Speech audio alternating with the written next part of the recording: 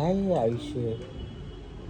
आयुष्यात लोकांना मदत करा, लोकांना दान धर्म करा, लोकांसाठी जगा, लोकांना मदत करा. हे महत्त्वाचं आयुष्य हेच आहे.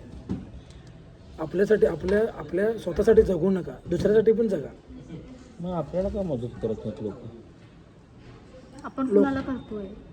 आपण कुणाला केलं तर आपल्याला करतील ना. तू मदत केलास काय कोणाला? सगळ्यांना केलं की. मग तुम्हाला कोण केलं नाही मदत? मला कोण केलं ना मदत? मग आपण पण करायचं नाही. असं नाही ठेवायचं बरं. आपण तो पुढच्याच मदतीचा भावना असू दे नसू दे, आपण त्याला मदत करायची. भावना बाद हो. कर्माचं फळ कधी ना कधी तर मिळते. माझं कोण चोरलंय तो विषय वेगळा आहे, तुम्हाला तर तुझं कोण मिळेल. चोरलं? मी कर्मच चांगले करत नाही तर मला मिळणार कसं? तू का कर्म चांगलं करत नाही? की देवाला कॉल शहाणी हो ग, शहाणी. सकाळी उठलं की देवाला पाया पडून नामस्मरण करायचं, आणि मस्त आनंद घ्यायचा.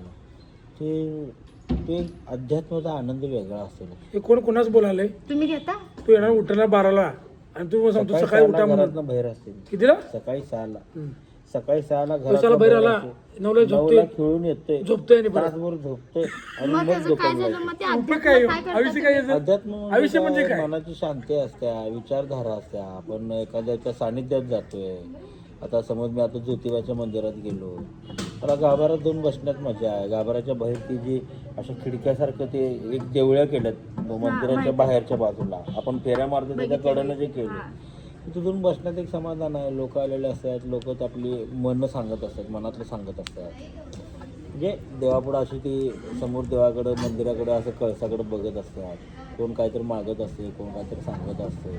कधी कधी असं ते रिलेट होते की काय मागत असेल, कसं मागत असेल, काय अपेक्षा असते. एकेकाच्या चेहऱ्यावरती तो आनंद असतो, एकेकाच्या चेहऱ्यावरती दुःखाचा भाव असतो. ह्यात विलीन व्हायचं आपण. मस्त मन रमते, मस्त गुंगी त्या एखाद्या एक नशा केल्यासारखी ती नशा आहे. एक नशा आहे. अध्यात्म म्हणजे एक नशा आहे. अध्यात्म आपण आध्यात्मिक असलो पाहिजे. लक्षात ठेव, अध्यात्मात ताकद भरपूर. अध्यात्माच्या अतिहारी पण जायचं नसते सर.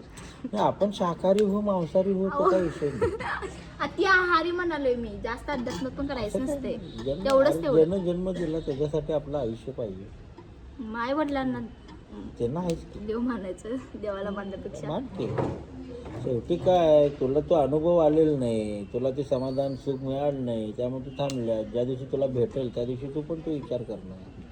आपण काय तर चुकले. आपण आस्तिक आहे नास्तिक आहे ह्यानं काहीच फरक पडत नाही. आता मी कुठं काय पाळतोय, मी कुठला वार करत नाही, मी कुठलं पाळत नाही, नियम पाळत नाही. माझं काय तसं काय नसते. मला मनात आलं मी सगळ्या गोष्टी करून रिकामा होतो. पण कसं आहे माहिती आहे काय, ज्या दिवशी आपण मनाची एकाग्रता करायची आहे देवाजवळ, तर त्या दिवशी आपण मंदिरात जाणे किंवा एकाग्रता ठेवणे, सगळं जपणे.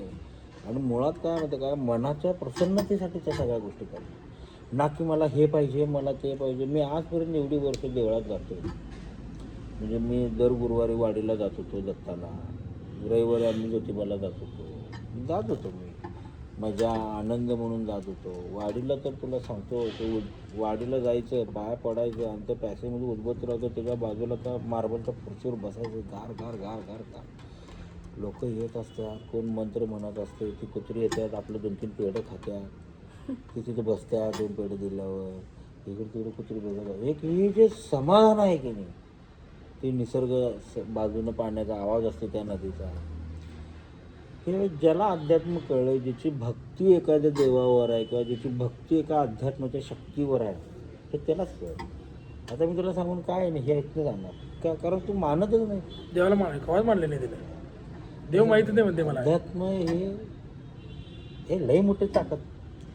अध्यात्म लई मोठी. तुला अडचण येईल त्यावेळी तू देवाचं नाव घेणार. तुला देवाचं नाव घेणार. अडचण कोण आणते? देवच आणतो आपल्याला. का आणतोय? कारण त्या अडचणीत जोपर्यंत तू भाजणार नाहीस, पोळणार नाहीस, तोपर्यंत तू शिजणार नाहीस, परिपक्व होणार नाही. म्हणून देव आपल्याला अडचण आहे. तुला का पडते? तुझ्या अंगात काय नाही आहे? तुला काय करते ते? या इथे देवाचं या इथे. देवानं प्रत्येकाच्या बाबतीत सगळे विचार करून ठरवले आहेत. कोणाला यश, कोणाला अपयश, कोणाला किती यश, कोणाला किती अपयश, सगळं ठरवलं आहे. ठेचा लागणारच की. कशासाठी ठेचा लागतं? आज किती लोक म्हणजे गर्व अभिमान असं हे ते ह्या माझं असं मत तसं काय 10, 20, 25 वर्षांनी कुठे असतात ते अगदी तळागाळाला गेलेले असतात. ते सगळं बघतोय, देऊन बघतोय, घेऊन बघतोय, ठेवून बघतोय, सगळं करून बघतोय. त्यामुळे अध्यात्म असावं. हे आयुष्य म्हणजे काय म्हणतं काय, तुमच्या मनाचं समाधान कुठं आहे. उज्जैनला गेलो तुम्ही परवा, उज्जैनला दर्शन वगैरे चांगलं झालं त्या माणसामुळं आणि 2 मिनिटात दर्शन झालं. आम्ही असं आलो बाहेर बसलो, आता असं शिखराकडे असं बघत बसलो की मी असं बसलो. मी 1 तास असा 1 टाकच बसलेलो. मला काही अवती भोवती काय चाललंय काय नाही काहीच कळत नाही. मला असं उठवला बापशानं चला ते आपण विलीन व्हायला पाहिजे. आपण एखादं काम करताना, एखादा व्यवसाय करताना, धंदा करताना, नोकरी करताना आपण ते विलीन आहे. हे आयुष्य जिथं सुख मिळते तिथं जायचं, हे आयुष्य असं असतं. चांगली माणसं तोडत असतात. का तोडत असतात? कारण त्यांना माणसं तोडत असतात. काय कळलं?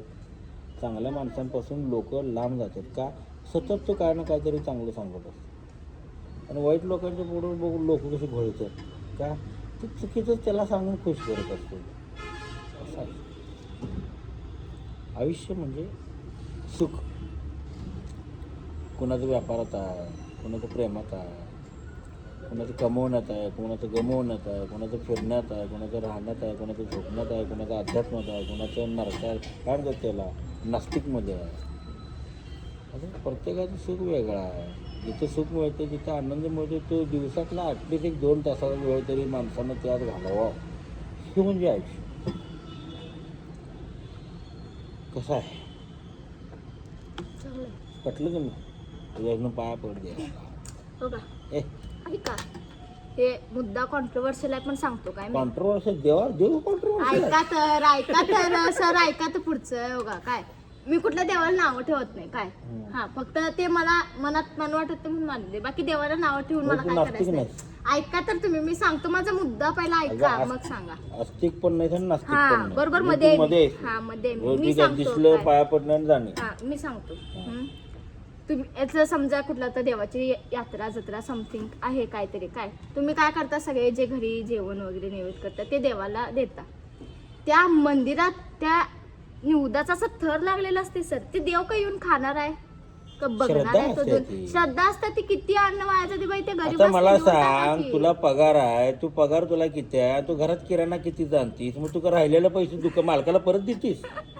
अहो मी तो वाया का घालवायचे? ते थराचे थर वाया जातात. मला देव मंदिराचं नाव ते घ्यायची नाही पण तसंच असते श्रद्धा असते.